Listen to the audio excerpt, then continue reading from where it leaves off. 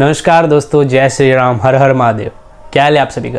Thumbnail आपको देख के तो समझ आ ही गया होगा कि ये वीडियो किस चीज़ के ऊपर होने वाला है। तो ये जो किस्सा होने जा रहा है ना, ये बहुत इंटरेस्टिंग होने जा रहा है। इसमें आपको बहुत गूज़बम्स आएंगे। इसमें आपके आंखों से अश्रु की धारा बह जाएगी, क्योंकि इस वीडियो में मैं ऐसे कथन सुनाने जा रहा हूँ जो कि महादेव का चमत्कार है, जिसको आप जान के आपको भी एक तरह का लेसन मिलेगा, आपको भी एक तरह का सीख मिलेगा। वो कमेंट आप करके बताना कि क्या लेसन मिला, और एक नया मनोरंजन भी मिलेगा। तो बिना कुछ देरी के स्टार्ट करते हैं। तो भाई, वृंदावन में एक मंदिर के सामने एक संत बैठे रहते हैं। वो संत को अक्सर लोग जज साहब करके बुलाते हैं, और बहुत सारे लोग उसको आके इज्जत करते हैं। मृदुल बोल के एक लड़का था, वो जाता है तो वो ये पाता है कि ये संत को सब जज साहब करके क्यों बुलाते हैं। तो वो कुछ लोगों से पूछते हैं, तो मृदुल को ये पता चलता है कि ये सच में एक जज साहब है जो कि सब चीज़ छोड़ छाड़ के एक संत बन गए हैं। इसका रीज़न क्या है? तो वो वहाँ में बगल ही में, उस मंदिर के बगल में, आपको तो पता ही होगा मंदिर के अगल बगल फूल का, अगरबत्ती का, बहुत सारा का दुकान खुला रहता है। तो वैसे ही एक फूल का दुकान था। वहाँ जाके पूछता है, ये जो इंसान यहाँ बैठा है ये एक जज था, तो फिर ये संत क्यों बन गया सब चीज़ छोड़ छाड़ के? उसके पास क्या कमी था ऐसा? वो जो फूल दुकान वाला आदमी है वो उसको एक कहानी बताता है उसके पीछे का, कि ये आदमी, ये जो संत बैठा है, ये जज से संत कैसा बन गया। वो जो जज है उसके गांव में गरीब परिवार था जो कि किसान परिवार था। वो जो किसान था वो, इसके पत्नी है और उसका एक बच्चा है 19 साल का। अब बच्चा जो है वो थोड़ा ग्रेजुएट है, थोड़ा पढ़ा लिखा है। हुआ कि अचानक से कुछ ऐसा स्थिति में उनको बीमारी आ गया। किसको आया? किसान को आया। किसान को बुखार आ गया, और उस बीमारी के चलते बहुत सारा खेती बाड़ी उनका रुक गया था। उसका जो वाइफ है वो परेशान हो गया, उसका जो बच्चा था वो भी परेशान, जो कि 19 साल का था। उसके पापा से बोलता है कि पापा, कुछ और रास्ता नहीं है क्या? क्योंकि ऐसा चलेगा तो होने वाला है नहीं कुछ। हम लोगों के पास कुछ समय के बाद अनाज नहीं रहेगा, सारा खेत ख़त्म होने वाला है। तो वो किसान कहते हैं कि अब पता नहीं मैं ठीक हो पाऊँगा कि नहीं, मुझे दवाई की ज़रूरत है और दवाई लेने के लिए मेरे पास पैसा नहीं है। तुम एक काम करो, यहाँ का जो ज़मींदार है उससे पैसे उधार मांगो और एक डेट फिक्स करो। उस डेट में तुम कहीं बाहर ले जाके काम करना, कोई शहर वहर में, और वहाँ से पैसा लेके आना और इसको चुका देना।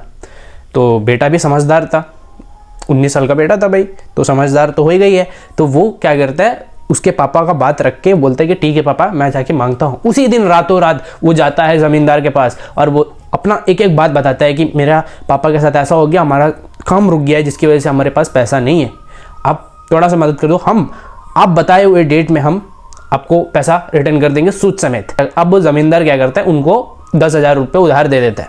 बोलता है कि इस डेट में तुमको चुकाना है। अब वो लड़का भी राजी हो जाता है, बोलते कि हाँ आप टेंशन मत लो, मैं पक्का सूद समेत आपको पैसा लौटा दूंगा। अब वो लड़का क्या करता है, पापा के पास जाता है और बोलता है कि पापा देखो, मैंने ज़मींदार से लेके आ गया पैसा। तो पापा बोलते हैं कि शाबाश बेटा। अब जैसे ही पापा का दवा हुआ उससे आता है, दवाई ववाई, उसका पापा ठीक हो जाता है।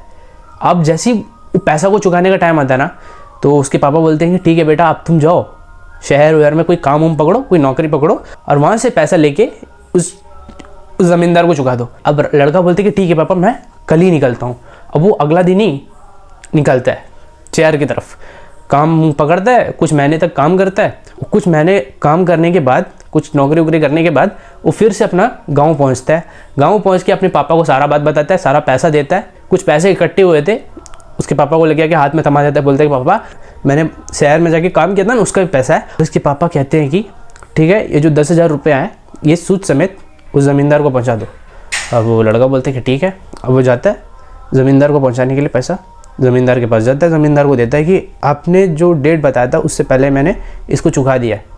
तो ज़मींदार भी खुश हो जाता है, बोलते हैं कि ठीक है। उस ज़मींदार क्या करता है, पर्ची में कुछ लिखता है और उसको देता है। लड़का पढ़ता है, उसमें लिखा होता है कि ये जो किसान है, इन लोग 10,000 रुपये मेरे से लिए थे और सूद समेत इन्होंने मुझे पैसा लौटा दिया है। ये चीज़ लिख के उसको देता है। वो लड़का कहता है कि अंकल नहीं, अंकल आपको हमारे ऊपर भरोसा था ना, तो इसकी हमें कोई ज़रूरत नहीं है। वो जो लड़का था बहुत बोला था और महादेव का बहुत बड़ा भक्त था, सीधा लड़का था।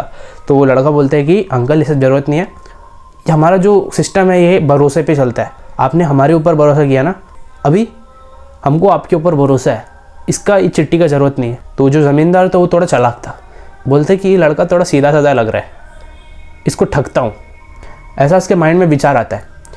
वो बोलते कि बेटा देखो, और एक बार सोच लो, ले लो, क्योंकि तुम्हारे लिए अच्छा होगा, ऐसा बोलते। तो लड़का बोलते कि नहीं नहीं अंकल, हमारा जो सिस्टम है भरोसा पे चलता है। मैंने कहा इस सब चीज़ की कोई ज़रूरत नहीं है, कागज़ों का जो खेल है ये हम नहीं समझते हैं। तो वो जो ज़मींदार था और एक पेपर में लिखता है, चालाक था ना थोड़ा, वो लिखता है कि ये जो किसान है ये 10,000 रुपया अब तक चुकाया नहीं है, इसको मैंने इस डेट में उधार दिया था और इस डेट में इसको चुकाना था लेकिन ये चुकाया नहीं है, बोल के लिख के उस लेटर को उस किताब के अंदर ही रख देता है। और ज़मींदार बोलते हैं कि ठीक है बेटा आप जा सकते हैं।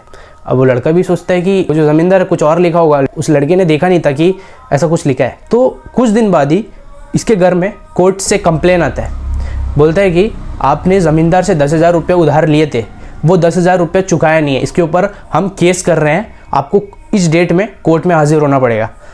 ये देख के उन लोग दोनों हैरान रह जाते हैं, उसके घर वाले हैरान रह जाते हैं किसान के कि भाई ये कैसा पॉसिबल है, क्योंकि लड़के ने तो दे दिया था।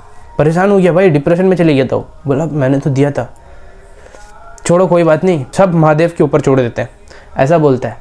सोचता है कि भगवान है ना तो संभाल लेगा, क्योंकि हर कदम में मेरा भगवान ही मदद किया है, तो इस बार भी महादेव ही मेरा मदद करेगा। तो ये चीज़ सोच के वो निश्चिंत हो जाता है। वो एक कहावत है ना, दुखियों को ना सताइए क्योंकि दुखिया देगा रोए, और दुखिया के मुखिया सुने तो तेरी गति क्या होए, और यही होने वाला है अभी। इन लोगों जो कोर्ट में हाजिर होना था, ये जो किसान है ये सब हाजिर होते हैं, उसका लड़का भी, किसान का लड़का, किसान सब हाजिर होते हैं कोर्ट में, ज़मींदार भी आता है। और जज साहब बोलता है कि क्यों रे, तुमने चुकाया क्यों नहीं, पैसा को क्यों नहीं चुकाया, जब डेट आया तो तुमने क्यों नहीं चुकाया। तो लड़का कहता है कि मैंने चुका दिया है। ये ज़मींदार झूठ बोल रहा है। ज़मींदार बोलता है कि नहीं, इन्होंने नहीं चुकाया है। इन लोग ना अपने आप को बचाने के लिए ना झूठ बोलना सीख गए। ये किसान जो है ना बहुत चतुर होते जा रहे हैं आजकल के। किसान ऐसा है तो किसान का बच्चा भी ऐसा होगा। हमको तो पैसा मिला नहीं है 10,000 और हम इस चीज़ को मानने के लिए रेडी नहीं है। कब आके दिए थे, सपने में आए थे क्या, तुमने कोई सपना देखा होगा। ऐसा कौन कहता है, ज़मींदार कहता है।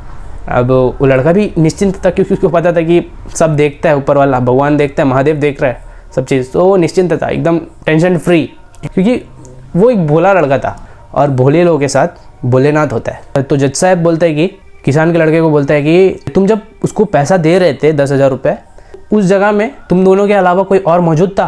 तो लड़का कहता है कि जी हाँ मौजूद तो था। तो जज साहब पूछते हैं कि कौन। तो किसान का लड़का कहता है कि शंकर जी मौजूद थे। अब उस जज साहब को लगता है कि ये शंकर जो है ये कोई व्यक्ति है। लड़का तो भगवान को बोल रहा था, महादेव को बोल रहा था कि शंकर जी ने देखा है सारा चीज़। तो जज साहब को लगता है कि कोई व्यक्ति है। अब वो जो जज साहब क्या करते हैं, वारंट लिखता है, उसमें लिखता है कि शंकर जी जहाँ भी है वो इस डेट में कोर्ट पहुँच जाए और आप लोग भी उसी डेट में कोर्ट आना। और लड़का से पूछता है, वो जो किसान का लड़का से पूछता है कि ये जो शंकर जी है रहता कहाँ है। तो किसान का लड़का कहता है वो तो हर जगह रहते हैं। तो बोलते हैं अरे कोई जगह तो होगा ना जहाँ में रहता है, एक पर्टिकुलर जगह।